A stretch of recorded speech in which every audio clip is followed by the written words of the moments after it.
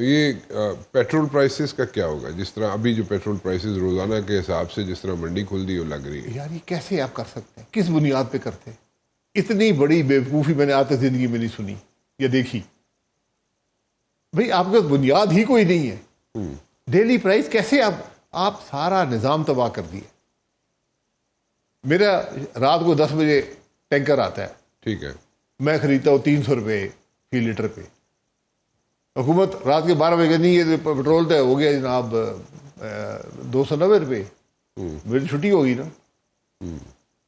ہمیشہ ہر پرائس مقرر کرنے کا ایک پیمانہ ہوتا ہے، ایک معیار ہوتا ہے کہ کیوں میں کر رہا ہوں، بڑھا رہا ہوں یا کم کر رہا ہوں. یہاں پرائم صاحب کہتے ہیں 13 روپے سستی میں کر دی ہے. آپ نے تو کر دیا، 10,000 15,000 لیٹر لے کے جو آیا تھا اس کی تو چھٹی ہو گئی نا. یہ عجیب سوچ ہے. ڈی ریگولیٹ کر دیں، دنیا پوری ڈی ریگولیٹڈ ہے، نکل جائے اس کام سے. آپ کو بھی تکلیف نہیں ہوگی کہ دنیا میں یہی ہے، ڈی ریگولیشن ہے، بس بات ختم. تو ڈی ریگولیٹ کر دیں اور پھر اس میں پرائسز جناب پھر آپ مرضی سے جناب کمپنیز رکھیں. جی کمپنیز رکھیں گی جیسے باہر ہوتا ہے. جی پوری دنیا میں ایسے ہے. ہر گھنٹے بعد 2 جو مرضی وہ چینج کرتے رہیں، جو مارکیٹ دے گی. اچھا، دوسرا بتائیں کہ اس کو مطلب آپ کے خیال میں آپ نے جو طریقہ بتایا، پہلے رول آف لا، پھر اس کے بعد سارے پولیٹیکل پارٹیز کے ہیڈ جو ہے وہ بیٹھے، جی سارے بیٹھے، ٹھیک ہے، اور ڈسکشن یہ ہو کہ ہم نے ملک کیسے چلانا ہے. یہ نہیں ہو کہ مجھے کون سی کرسی ملے گی. یہ میں حقیقت سے کہتا ہوں 5-10 سال کرسیاں علیحدہ کر دیں. صرف یہ فیصلہ کریں کہ ملک کا نظام کیسے چلے گا، کیا ریفارمز چاہیے، کیسے امپلیمنٹ کریں گے. ہم سب ایک پیج پہ ہیں، کیونکہ جس پیج پہ آپ تھے، جو ہم نے ہائیبریڈ پیج پہ رہا تھا، وہ تو ناکام ہو گیا. ٹھیک ہے. میں نہیں کہتا ہوں پکڑنا تو محسن نقوی صاحب کو پکڑے، تنوع بھی پکڑا گے. انہوں نے کیا کہ نظام فرسودہ ہے، اتباع ہے. تو کل سب کہہ رہے تھے کہ نظام اس سے تو بہتر نظام ہی کوئی نہیں ہے ہائیبریڈ نظام سے.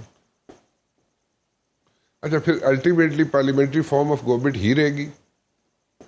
یہ آپ کی یہ ڈبیٹ کر لیں. میرے خیال میں پاکستان کو کسی اور نظام میں چلانا مشکل ہے. تو پارلیمنٹری فارم آف پارلیمنٹری یہ میرا سوچ ہے، لیکن کچھ لوگوں کی سوچ یہ نہیں ہے. وہ کہتے نہیں، ایک صدر الیکٹ ہو پورے ملک سے. میری نظر میں ایک تبدیلی اس میں کر دیں. ایک تو جو صوبائی حکومتیں، سب سے بڑا مسئلہ صوبائی حکومتوں میں ہے، کیونکہ وہاں بیوروکریسی نے اور پالیٹکس نے مل کر ان کو ایک فیوڈم میں بنا دیا ہے. ایک ساورن بن گئے، وہ بادشاہ بن گئے. چیف منسٹر بادشاہ ہے، جو منہ سے لفظ نکالتا ہے وہ اس کو لکھ دیتے ہیں، یہ ڈائریکٹیو ہے. وفاق میں اس طرح نہیں ہے. وفاق میں آپ سارا دن بولتے رہے، کوئی ڈائریکٹیو نہیں ہوتا. سمری ہوتی ہے جو کیبنٹ اپروو کرتی ہے. وہاں پہ جو لفظ نکلتا ہے. مجھے آج فیصل آباد سے ایک شخص کا فون ہے، اس نے کہا جی ہم تو دعا کر رہے ہیں کہ فیصل آباد صوبہ بن جائے. میں نے کہا کیا ہوا؟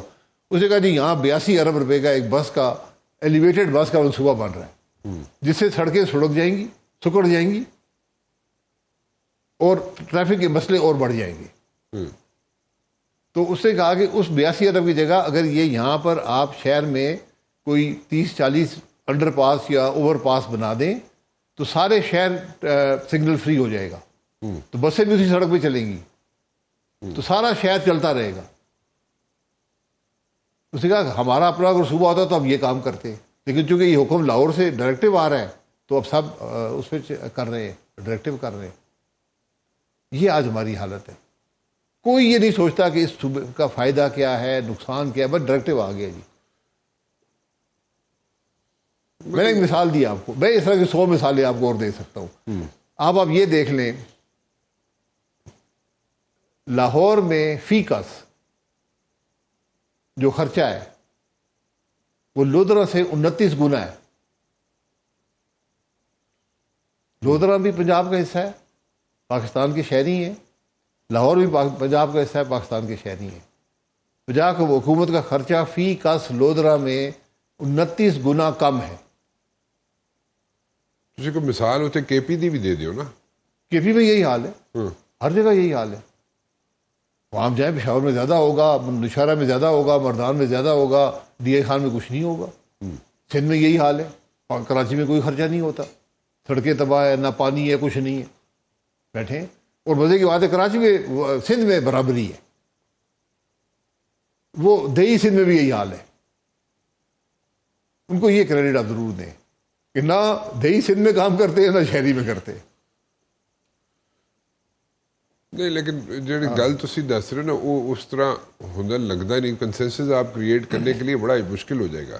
میں اگر ایڈمنسٹریٹو یونٹس کی اگر میں بات کروں اور پولیٹیکل پارٹیز کے اپنے اپنے اسٹیکس ہیں نا, وہ کیسے وہ اسٹیکس ختم کرنے پڑیں گے نا. کیسے اب عوام کے پریشر میں ختم ہو جائیں گے. عوام کے پریشر میں. اچھا, جن کو ہم کاکروچ سمجھتے ہیں, جو انڈیا میں ہاں ایک لفظ پہ آگ لگ گئی, یہ جمہوریت ہوتی ہے. جب آپ جمہوریت کو دبائیں گے پھر لوگ بولنے کے قابل نہیں رہتے. جب فنڈامنٹل رائٹس نہیں ہوں گے لوگ بولنے کے قابل نہیں رہتے. عدالتیں نہیں ہوں گی لوگ بول نہیں سکتے. یہ دبتا رہتا ہے, پھر پھٹ جاتا ہے ایک دن, وہ خرابی بڑھتی جاتی ہے.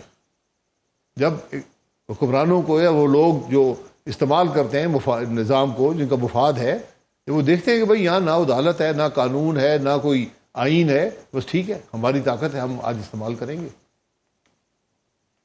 اچھا, so it's a tedious job, it's a difficult job. بالکل.